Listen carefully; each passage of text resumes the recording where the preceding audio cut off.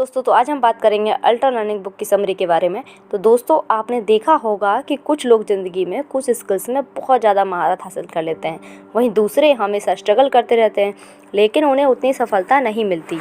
इसका कारण यही है कि उन्हें अल्ट्रा लर्निंग की टेक्निक का पता ही नहीं होता। इसलिए अगर आपको भी अल्ट्रा लर्नर बनना है तो यह समरी ज़रूर सुनिए और इन टेक्निक्स का फ़ायदा उठाइए। Chapter 1 is become quicker learner. अगर आपको अल्ट्रा लर्नर बनना है तो आपको चीज़ों को जल्दी सीखने की आदत डालनी होगी। कुछ लोग बहुत लेज़ी होते हैं, अगर उन्हें कोई चैप्टर याद करने को दिया जाए तो वे किताब खोलने में ही काफ़ी दिन लगा देते हैं। उन्हें लगता है कल करेंगे या परसों करेंगे। तो सबसे पहले इस आदत को बदलें। इसका ट्रिक है कि जो चैप्टर याद करना है उसे खोल कर रख लें, फिर यह बोलें कि मैं सिर्फ 5 मिनट में से पढ़ूंगा और उसे जल्दी से स्कैन कर लें। इस तरह से आपका दिमाग एकदम से लर्निंग स्टेज में आ जाएगा और आप 5 मिनट की बजाय आधा घंटा भी पढ़ लोगे। हमेशा आधे घंटे के बाद 10 मिनट की ब्रेक भी लेते रहें, इससे आपका दिमाग कभी थकेगा नहीं और आप ज़्यादा से ज़्यादा समय तक पढ़ते रह पाओगे और दूसरों से ज़्यादा लर्न कर पाओगे। यही हर कंपटीशन में सफल होने का राज है। इसके साथ ही बीच बीच में म्यूजिक सुनते रहें, पानी पीते रहें, फूल पौधों के पास जाकर उन्हें देखें। इस सबसे ब्रेन तरोताज़ा रहता है और ज़्यादा लर्न कर पाता है। चैप्टर इस craft a strategy for ultra learning. कोई भी चीज़ सीखनी हो तो उसकी एक स्ट्रेटजी बना लें। कुछ लोग हर चीज़ एक साथ करने लगते हैं, इससे वे हड़बड़ी में काम करते हैं, इसलिए स्ट्रेटजी बनाना बहुत ज़रूरी है। अपने गोल्स को छोटे पार्ट्स में ब्रेक कर लें, फिर हर पार्ट का टाइम निर्धारित करें और रोज़ उस टाइम पर उस कार्य को करें। Third chapter is focus is everything. जब भी आप कुछ लर्न करना चाहते हो तो अपना फोकस क्लियर रखें। जैसे अर्जुन ने पूरा फोकस चिड़िया की आंख पर लगा रखा था। हर बिजनेस आम के पेड़ की तरह होता है। पेड़ लगाकर आप हर दिन देखने नहीं जाते कि आम लगे हैं या नहीं, बल्कि 2-3 साल तक उसे खाद पानी देते हो या रखवाली करते हो, उसके बाद ही उसमें फल आते हैं। लेकिन एक बार जब फल आने लगते हैं तो फिर सदियों तक आते ही रहते हैं। Fourth chapter is learning and practical ultra learning. Writer ने कहा है कि अगर आपको अल्ट्रा लर्नर बनना है तो उसे एप्लीकेशन से जोड़ कर देखें। जैसे हम अगर फ्रेंच लैंग्वेज एक क्लासरूम में बैठकर सीखेंगे तो जल्दी नहीं सीख पाएंगे, लेकिन अगर हम बाहर जाकर किसी फ्रेंच आदमी से टूटी फूटी फ्रेंच में भी बात करेंगे तो उससे कहीं ज़्यादा सीख जाएंगे, क्योंकि जो आपने क्लासरूम में सीखा वो आपने रियल वर्ल्ड में अप्लाई भी किया। ऐसे ही बहुत से युवा इंजीनियरिंग करके भी जॉब हासिल नहीं कर पाते क्योंकि उनके पास प्रैक्टिकल नॉलेज नहीं होता। तो अच्छा यह रहेगा कि वे समर इंटर्नशिप करते रहें और चीज़ों को प्रैक्टिकल नॉलेज लें। अगर उन्हें इसका सर्टिफिकेट मिलता है तो आगे चलकर उन्हें जॉब लेने में बहुत आसानी होगी।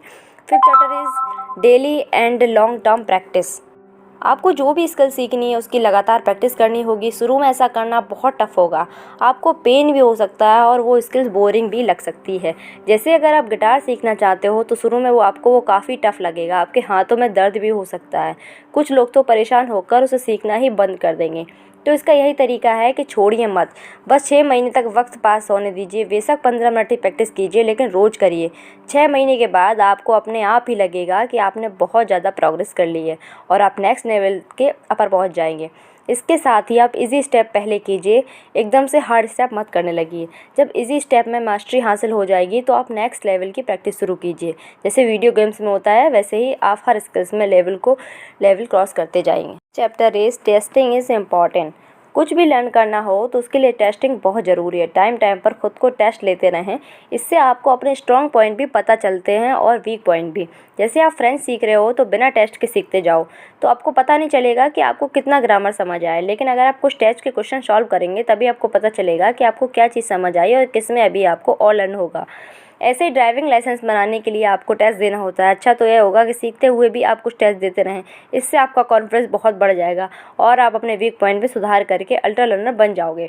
7th point is outcomes and feedback. Learning में आउटकम्स और फीडबैक का भी बहुत ज़्यादा रोल है। अगर आप कोई चीज़ लर्न करते जा रहे हो उसका कोई आउटकम ही नहीं निकले तो क्या फ़ायदा। जैसे मान लीजिए आप फ्रेंच सीखते ही जा रहे हो लेकिन कभी बोल ही नहीं पाए तो आपका आउटकम तो ज़ीरो ही माना जाएगा। ऐसे ही गिटार सीखकर कोई गाना ही ना बजा पाए तो कोई आउटकम ही नहीं निकलेगा। इसलिए आउटकम पर ध्यान दें, पहले ही डिसाइड कर लें कि कितने टाइम में आपको कितना आउटकम आ जाएगा। अपने आउटकम को ठीक से वैलिडेट करने के लिए आप दूसरों का फीडबैक ज़रूर लें। जैसे कुछ एक्सपर्ट लोगों का गिटार बजा कर सुनाएं और उनसे पूछें कि आपने क्या अच्छा बुरा किया, उसके हॉनेस्ट फीडबैक मांगें। इससे वे आपको सजेशन दे पाएंगे कि आपने क्या क्या गलतियाँ की हैं और आपको किस चीज़ में सुधार करना चाहिए।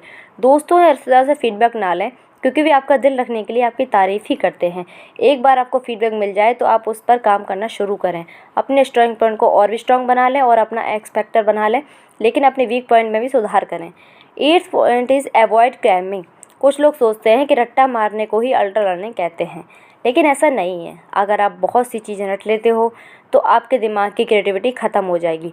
इसके बजाय आप चीज़ों को खुद करके देखिए। मान लीजिए आप एक प्लेन को उड़ाने वाली किताब को पूरा रट लेते हैं, तो क्या इससे आप प्लेन उड़ाना सीख जाएंगे? बिल्कुल नहीं। जब तक आप प्लेन उड़ाने का प्रैक्टिकल नॉलेज नहीं लोगे तब तक आप प्लेन नहीं उड़ा पाओगे। ऐसे ही स्टूडेंट को हर कॉन्सेप्ट का प्रैक्टिकल नॉलेज लेना चाहिए। जैसे स्कूल की किताब में अगर आपको फ्लावर के पार्ट्स पढ़ाए जाते हैं तो आप सच में बाहर जाकर एक फूल को देखिए, उसमें उन पार्ट्स को ढूंढने की कोशिश कीजिए। इससे आप दूसरे से 10 गुना ज़्यादा सीख लेंगे और आप उसे अल्ट्रा लर्निंग बोल सकते हो। 9th chapter is initiation and knowledge. Initiation का मतलब होता है आपकी छठी ज्ञानेंद्रिय। कई बार आपको किसी चीज़ का अपने आप ही एहसास हो जाता है, उसे ही इनिशिएशन कहते हैं। जैसे कभी कभी आपको पहले ही पता लग जाता है कि आप किसी एग्ज़ाम में पास हो जाओगे, इसे गट फीलिंग या इनिशिएशन कहते हैं। लेकिन इनिशिएशन के लिए भी नॉलेज चाहिए होती है, उसे प्रोसेस करने के बाद ही दिमाग आपको कोई इनिशिएटिव आइडिया देता है। जैसे जीके रोलिंग को हैरी पॉटर लिखने का आइडिया आया था, लेकिन अगर उन्होंने कभी फैंटेसी नॉवल पढ़े ही नहीं होते तो क्या ऐसा आइडिया उन्हें आता? इसलिए आपको ज्ञान हासिल करते रहना होगा, तभी आपको इनिशिएटिव आइडिया देती है। और ज्ञान का सबसे मेन सोर्स तो बुक ही है, लेकिन स्कूल और कॉलेज की बुक से काम नहीं चलेगा। बहुत से इंडियंस को इन बुक्स का पता ही नहीं होता, इसलिए आप इन्हें पढ़िए और सबसे आगे रहिए। 10th chapter is genuine always experiment. हमेशा एक्सपेरिमेंट करते रहें, जो आपको सिखाया गया है उसे हटकर कुछ करके देखें। इसमें आप फेल भी हो सकते हैं, लेकिन फिर भी कुछ नया करें, तभी आप एक अनोखी इन्वेंशन कर पाओगे जो आज से पहले किसी ने नहीं की होगी। राइटर ने फेमस पेंटर वैन गॉग का एग्जाम्पल दिया है। वे शुरू में अच्छे पेंटर नहीं थे, वे एक स्कूल ड्रॉप आउट भी थे, लेकिन उन्होंने अपने पेंटिंग स्टाइल में हमेशा नए एक्सपेरिमेंट किए। शुरू में किसी को भी उनके चित्र अच्छे नहीं लगते थे, लेकिन एक्सपेरिमेंट करते करते उन्होंने अपना एक खुद का स्टाइल ईजाद कर लिया और इसके बाद तो जैसे चमत्कार ही हो गया। ऐसे चित्र आज से पहले किसी ने भी नहीं देखे सुने थे और आज वैन गॉग सारे वर्ल्ड में फेमस चित्रकार के रूप में जाने जाते हैं। अगर उन्होंने क्लासिकल पेंटिंग ही की होती और नए एक्सपेरिमेंट नहीं किए होते तो उनके चित्र भी भीड़ का एक हिस्सा होते। इसलिए दोस्तों, लाइफ में नए एक्सपेरिमेंट करते रहो, क्या पता आप भी कोई मास्टरपीस क्रिएट कर दो। दोस्तों, आशा करती हूँ कि आपको अल्ट्रा लर्निंग समरी से काफ़ी प्रेरणा मिली होगी और इन पॉइंट्स की मदद से आप भी अपनी लर्निंग में बहुत ज़्यादा सुधार कर पाओगे। अच्छा लगे तो कमेंट में ज़रूर बताइएगा। Thank you.